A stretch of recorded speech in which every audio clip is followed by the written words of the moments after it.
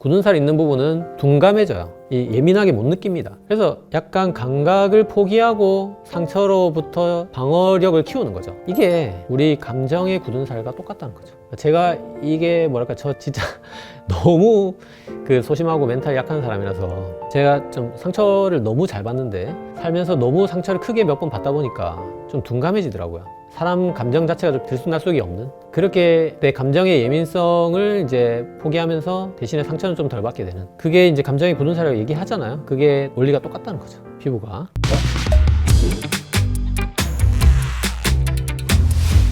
네, 안녕하세요. 운동안내과 스탁트입니다. 이 책의 저자가 같은 소화기내과 의사인데, 이분이 진짜 능력자입니다. 세계에는 참 천재들이 많구나 이런 생각이 드는데, 이분이 무려 23살에 의대생 때 이토록 위대한 장이라는 초대박 베스트셀러를 쓰면서 장 연구를 하고 책을 쓰고 대박이 나고 월드 베스트셀러가 되면서 소화기내과로 갑니다. 그제서야 가가지고 자기가 장만 알면 나는 인간에 대해서 다 알겠다 이렇게 생각했는데, 그게 얼마나 바보 같은 생각이었는지 이제 소화기내과 의사가 돼 보니까 알겠는 겁니다. 그래서 우리 몸이 이렇게 돼 있는 게 아니라 이런 생태계구나, 기계의 조합들이 아니구나를 깨달으면서 호흡, 면역, 피부, 근육, 뇌라는 각각 장기를 하나씩 책을 또 쓰기 시작합니다. 그래서 이게 사실은 책 5권이에요, 이게. 근데 또 이 5개가 서로 또 연결이 됩니다. 그래가지고 소위 말해서 이제 장기를 하나씩 기계로 보는 걸 환원주의라 하거든요. 제가 진짜 환원주의 쩝니다, 제가. 진짜.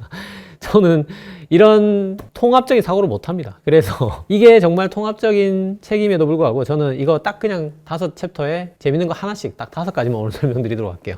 제일 먼저 호흡 보겠습니다. 사실은 산소라는 거는 굉장한 유독가스입니다. 그래서 24억 년 전에 남세균이라는 거에서 산소라는 유독가스 누출 사고가 지구에서 일어난다는 거죠. 그래서 이게 산소라는 게 사실 이제 철을 녹슬게 하고 사과를 갈색으로 바꾸고 수소를 물로 바꾸고 엄청나게 반응성이 강하거든요. 그래서 많은 생물들이 멸종했고, 참고로 이 철이 녹스는 쇠가 검은색에서 빨간색으로 되는 원리 때문에 우리 피가 빨간색인 겁니다. 우리가 이제 헤모글로빈 안에 있는 철이 산소랑 딱 결합하면서 녹스는 거죠, 일종의. 그게 이제 산소를 품은 거고, 그럼 빨간색이 되는 거고, 그러면 이제 조직에 내려주고 환원이 되는 거죠. 그러면 쇠가 쇠 색깔로 돌아오니까 검은색이 되는 거고, 그러니까 우리가 정맥피가 검은색인 거고, 그런 겁니다. 어쨌든 산소는 이런 엄청난 반응성 때문에 유독가스였는데, 이거를 굉장히 그 산소를 역으로 잘 이용하는 그 당시에 이제 세균이었던 미토콘드리아라는 미생물이 있었어요. 우리가 이제 진핵생물이 얘를 잡아먹었는데, 미토콘드리아가 우연히도 소화가 안 되고, 미토콘드리아도 우리를 죽이지 않고 공생이 된 겁니다. 그래서 우리 장기로 쓱 끌어 들어온 겁니다. 그래서 우리 몸 안에 모든 세포에는 미토콘드리아라는 미생물이 다 기생하고 있습니다. 그래서 걔가 이제 산소를 잘 이용합니다.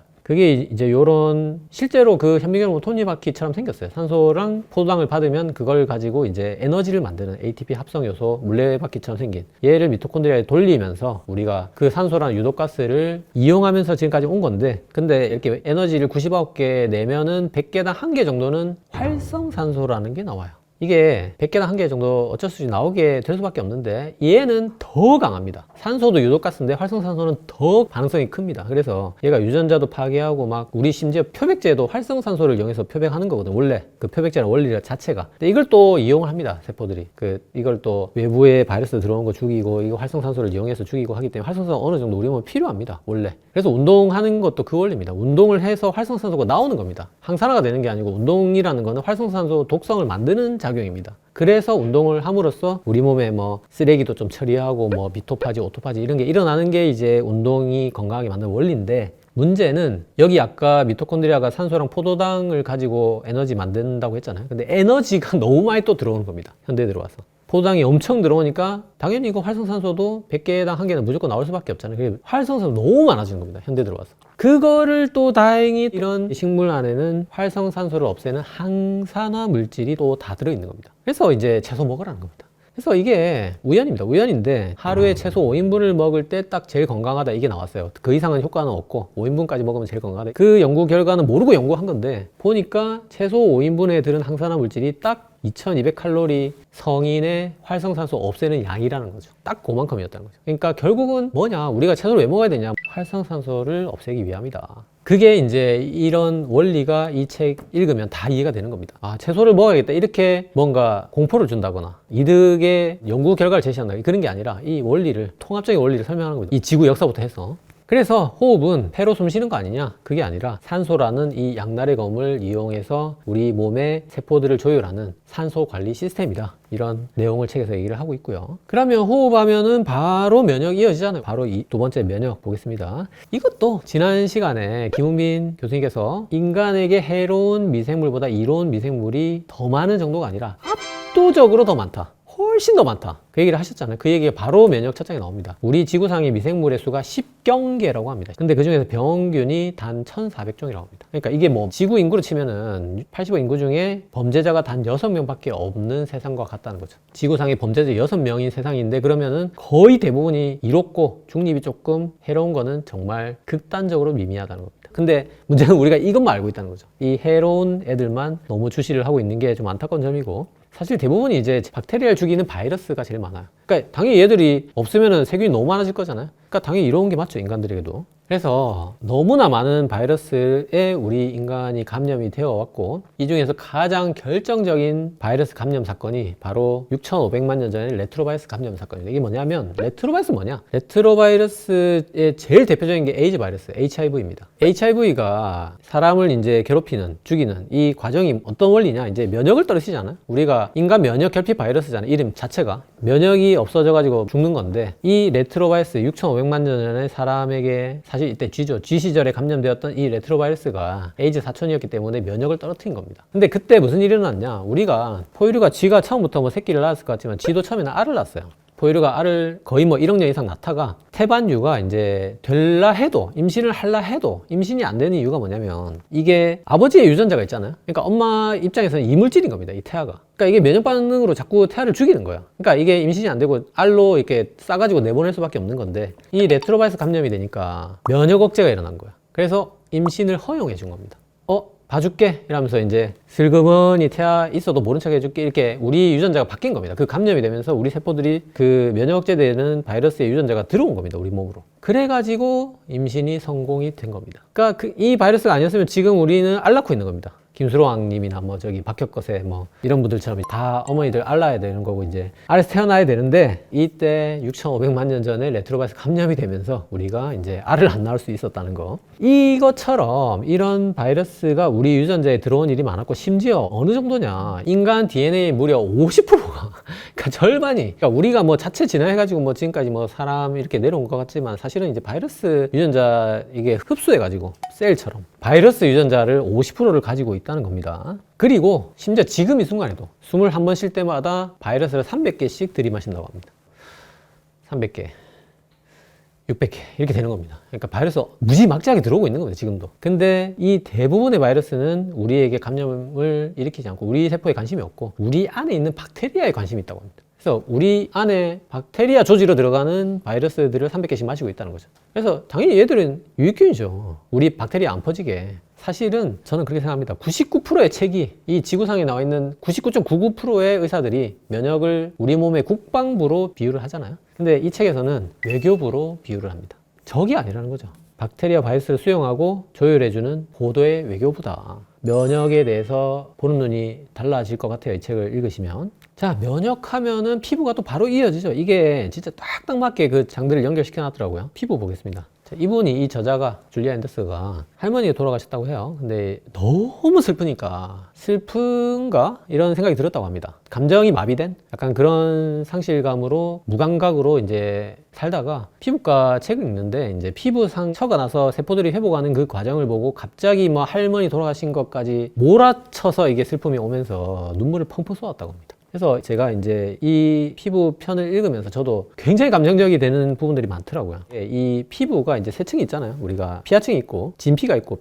표피가 이제 제일 위에, 이 표피도 세 층이 있어요. 표피가 기저층이 있고, 이게 살아있는 세포들이 있고, 이게 이제 성장하는 층이 있고, 마지막에 각질층이 있습니다. 그러니까 우리 이 피부는 전부 온통 그냥 각질로 덮여 있습니다. 그냥 떨어져 나오는 거 말고 그냥 피부 자체도 각질이 있는 겁니다. 깔려 있는 겁니다. 근데 이게 이제 처음에 피부 표피 세포 기저층에서 이렇게 태어나잖아요. 태어나면 이게 다 손을 잡고 있습니다. 얘들이 서로 손을 잡고 있다가 이제 한 13대 정도 반복합니다. 이렇게 자라면서 이게 위로 점점 올라오는 거죠. 그러면서 이제 각질층으로 올라오면 죽습니다. 애들이 죽어서 도 손을 안 놓고 있다는 거죠. 죽었는데도 끝까지 손을 잡고 있는다는 겁니다. 그게 각질층이라는 겁니다. 왜 이렇게 해야 되느냐? 이렇게 해야지 바이러스가 들어올 수가 없어요. 바이러스라는 거는 하나의 독립된 생물이 아니기 때문에 살아있는 세포가 있어야지 자기가 살 수가 있거든요. 근데 각질층이 죽어있는 세포이기 때문에 들어올 수가 없는 겁니다. 그래서 사마귀 물면 사마귀 걸리냐? 그게 아니라 이제 사마귀가 물면은 각질층이 뜯겨 나가면서 상처가 나니까 살아있는 세포가 노출이 되는 겁니다. 그래서 사마귀 바이러스, 인유두종 바이러스가 들어올 환경이 되고 그래서 사마귀가 생기는 건데 얘들이 뭐랄까 죽어서도 이렇게 손을 서로 잡고 있구나라는 게 제가 정말 극팀에도 불구하고 좀 마음이 울리더라고요. 서로 이제 좀비들이 못 들어오게 이렇게 막는 영화 장면 같은 것들 있잖아요. 좀 그런 게 상상이 되었고 굳은 살은 더 감정적이더라고요. 이거는 진짜 거의 진짜 눈물 쏟을 뻔했는데 굳은 살이라는 거는 이제 그 각질이 심지어 굉장히 은근한 만성적인 자극을 받을 때가 있잖아요. 뭐 우리 볼펜 지는 부분이라든지 아니면 쇠질하는 사람들 여기 굳은 살이라든지 기타 치는 사람들 여기 손끝에 이런 굳은 살이 생기잖아요. 그러니까 너무 강한 자극을 받으면 상처가 생기는 거고 피부가 깨지는 거고 이게 아니라 만성적으로 은근하게 계속 마찰이 되면은 굳은 살이 생기게 되는데 굳은 살 생기면 좋은 거 아니냐 그렇게 생각하는데 이게 단점이 있어요. 이게 감각이 무뎌집니다. 굳은 살 있는 부분은 둔감해져요. 예민하게 못 느낍니다. 그래서 약간 감각을 포기하고 상처로부터 방어력을 키우는 거죠. 이게 우리 감정의 굳은 살과 똑같다는 거죠. 제가 이게 뭐랄까 저 진짜 너무 그 소심하고 멘탈이 약한 사람이라서 제가 좀 상처를 너무 잘 받는데 살면서 너무 상처를 크게 몇 번 받다 보니까 좀 둔감해지더라고요. 사람 감정 자체가 좀 들쑥날쑥이 없는 그렇게 내 감정의 예민성을 이제 포기하면서 대신에 상처는 좀 덜 받게 되는 그게 이제 감정의 굳은 살이라고 얘기하잖아요. 그게 원리가 똑같다는 거죠. 피부가 이런 내용이 있었고 피부는 참 감정적인 게 많아요. 피부가 우리가 이렇게 뭐 만지잖아요. 이렇게 느낌이 나잖아요. 그러면 만지다와 느끼다가 다르다고 합니다. 만지는 거는 A 섬유로 느끼는 거는 C 섬유로 감각을 전달한다고 해요. 그래서 우리가 불판 딱 뗄 때 반사적으로 떼는 이게 A 섬유인데 이게 초속 120m 그러니까 엄청 빠른 섬유가 있고 그 다음에 우리가 이렇게 사랑하는 연인이나 자식을 쓰다듬을 때 이게 C 섬유인데 얘는 초속 1m 그러니까 또 이 정도 가는 굉장히 느린 섬유죠. 신경인데 근데 이게 이렇게 C 섬유로 만지는 게 유대감이 형성되고 스트레스가 완화되고 안정감이 부여된다고 합니다. 근데 여기서 더 감정적인 감각신경이 어루만지는 게 있어요. 초속 3cm 또 이 정도로 늦게 가는 이런 신경이 있어요. 뭐냐면 우리가 뭐 칼에 베이잖아요. 그러면은 처음에 아프잖아요. 이게 A 섬유. 그 다음에 한 1분 지나면은 서럽잖아요. 너무 서럽잖아요. 이게 그 느린 신경 섬유라는 거죠. 근데 이게 의학적으로 굉장한 의미를 가지고 있습니다. 뭐냐면 우리 미숙아들 이거 캥거루 케어라고 그 엄마 가슴 위에 이렇게 올려놓을 때 이게 그 C 섬유를 통해서 이제 감각이 전달되기 때문에 이 아이가 10년도에 우리가 본 거예요. 나중에 추적 관찰을 해보니까 인지력이 높고 스트레스 저항력이 강했다고 합니다. 이게 C 섬유를 통해서. 그 다음에 심지어 이거는 타인뿐만 아니라 자기가 자기를 만져도 효과가 있다고 합니다. 그래서 자기를 이렇게 어루만지자. 또 너무 자기 비하가 심한 사람 이런 사람을 7분간 손 마사지를 해줬더니 마음이 열리면서 심리치료를 받을 준비가 됐다는 거죠. 그리고 고양이도 어미 고양이가 새끼 고양이를 핥을 때 이게 그냥 뭐 닦아주는 게 아니라 아기 고양이가 지금 어느 부분이 어떤 감각으로 느끼고 있다는 걸 알려주기 위해서 이렇게 하려고 합니다. 저도 진짜 뭐 이 책 읽으면서 저는 뭐 우리 몸을 이렇게 볼 수도 있구나 하는 말을 진짜 100번 넘게 했지만 이 피부 쪽에서 제일 그런 느낌 많이 받았고 결론이 이제 피부가 근육이나 장기를 감싸는 포장지로만 생각하는데 그게 아니라 감정을 조율하고 자아를 연결하는 통합적인 센서다 그런 얘기를 하고 있습니다. 그래서 지금 고립감이 굉장히 극심한 분들은 뭐 자기도 좋고 뭐 타인도 좋고 이렇게 쓰다듬어 보시면 좋을 것 같고 자 피부 하면 근육 바로 나오죠. 연결되죠. 네 번째 근육에서 제가 제일 재밌었던 게 그 하자족이라고 있어요. 수렵체신 그 원시부족이 칼로리를 재보니까 하루에 2000칼로리밖에 안 쓰는 겁니다. 그러니까 이게 현대 사무직 쓰는 거랑 거의 비슷하거든요. 그러니까 첫 번째는 하자족이 왜 이렇게 칼로리를 적게 쓰나 이게 궁금하고 두 번째는 현대 사무직은 왜 이렇게 많이 쓰나 이게 궁금하더라고요. 하자족이 2000칼로리밖에 안 쓰는 거는 그만큼 사람의 몸의 효율이 뛰어나다는 거죠. 그러니까 에너지를 계속 만성적으로 많이 쓰게 되면 몸이 이제 대사 효율이 올라가면서 이제 에너지를 절약하는 법을 알게 되고 이게 바로 운동으로 다이어트가 불가능하다는 걸 입증하는 그런 사례가 되겠고 현대 사무직은 그러면 왜 이렇게 많이 쓰냐 이거 딱 그 우리 이승훈 교수님 지난 영상에서 딱 설명한 그 내용이죠. 쓸데없는데 에너지를 쓰는 거죠. 면역세포가 과잉 반응을 보이는 겁니다. 그 이승훈 교수님 딱 설명해 주셨죠. 지방세포가 점점 커지니까 면역세포가 막 옆에서 화가 나는 거죠. 자기가. 그래가지고 아무나 무찌르러 간다는 거죠. 혈관, 뭐 암 이렇게 막 무찌르러 간다는 겁니다. 자가 면역 뭐 이런 것들. 그런데 지금 우리가 에너지를 쓰고 있다는 겁니다. 얼마나 진짜 화가 나는 일입니까? 그래서 똑같은 에너지가 있을 때 운동이 없으면 살만 찌는 게 아니라 염증이 생기고 호르몬 이상이 생기고 자가 면역이 생기고, 그렇다고 운동을 하면 살이 빠지냐, 그게 아니라 그쪽으로 잘못된 에너지 가는 걸 돌려준다는 겁니다. 정상적으로 깨끗한 방향으로 에너지를 쓸 수 있게 돌려준다는 거죠. 그런 면에서 운동이 필요하고, 그거보다 더 필요한 게 뇌를 깨워준다고 합니다. 뇌를 깨워준다, 그런 얘기 너무 식상하잖아요. 많이 들었잖아요. 저도 식상한 얘기네 이렇게 봤는데 그게 아니라 뭐냐면, 뇌는 참 불쌍한 장기라고 하더라고요. 뇌라는 게 뭐 고고한 우리 몸의 통치자 같지만 사실은 정말 이 유일하게 이 완전히 사방이 뼈로 둘러싸인 이런 두개골이랑 시커먼 깜깜한 독방에 갇혀가지고 그냥 세상과 단절된, 아무 외부하고 접점이 없는데 얘를 유일하게 깨워주는 시간이 바로 운동이라는 거죠. 그래서 뇌는 우울하게 혼자 왕따처럼 숨어 있는데 근육이 유일하게 뇌와 데이트를 해준다는 겁니다. 같이 유일하게 시간을 보내는 방법이 운동이라는 거죠, 여러분들. 그래서 운동은 뇌와 근육이 나누는 아주 자극적이고 깊은 대화라고 이 책은 얘기를 하고 있습니다. 그래서 근육은 몸을 움직이는 칼로리 소모기가 아니고 우리 뇌와 현실 세계를 연결해주는 통역사이고 호르몬과 면역계의 폭주를 막는 전신 에너지 대사의 균형 조율자다, 이런 통합적인 얘기를 하고 있고요. 자, 뇌 나왔죠. 바로 뇌 마지막 챕터 연결되죠. 딱딱 마지막 뇌 보겠습니다. 이게 지금 앞에 다 설명했지만 뇌가 이제 우리 몸의 통치자가 아니에요. 하인입니다.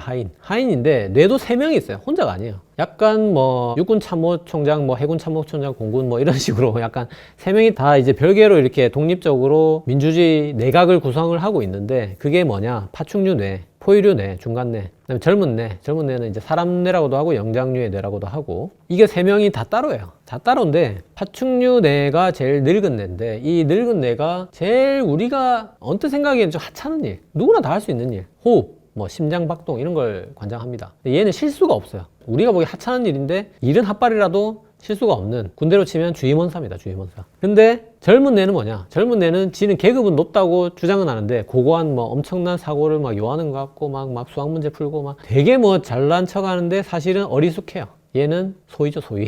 군대에 다녀오신 분들 다 무슨 말인지 아실 건데, 어쨌든 그런 관계로 3명이서 이제 협업을 하고 있습니다. 중간뇌, 포유류 뇌는 이제 감정을 담당합니다. 불안, 뭐 이런 것들. 그래서 사실 이제 파충류들은 감정을 못 느낍니다. 제가 거북이 키웠는데 번개가 쳐도 가만히 있습니다, 얘들은. 그래서 이게 3명이 연립 정보를 형성하고 있는데, 그래서 이게 잠이라는 과정을 통해서 권력의 이양이 일어난다고 합니다. 자는 순간에 이제 정권 교체가 되는데, 이때 젊은 뇌가 늙은 뇌에게 바통 터치를 하고 이제 전원이 꺼집니다. 파충류 뇌, 포유류 뇌 전원이 다 꺼집니다. 골격근도 꺼집니다. 팔다리 마비가 되고. 근데 이거를 이제 민주적으로 이양할 때도 있지만 싸울 때도 있어요. 약간 뭐냐면 넷플릭스 보고 싶어서 안 잘 때 있잖아요. 그러니까 젊은 뇌가 끝까지 버티는 겁니다. 근데 늙은 뇌가 니 지금 안 자면 죽는다, 니 지금 이렇게 하면서 막 졸리는 거죠.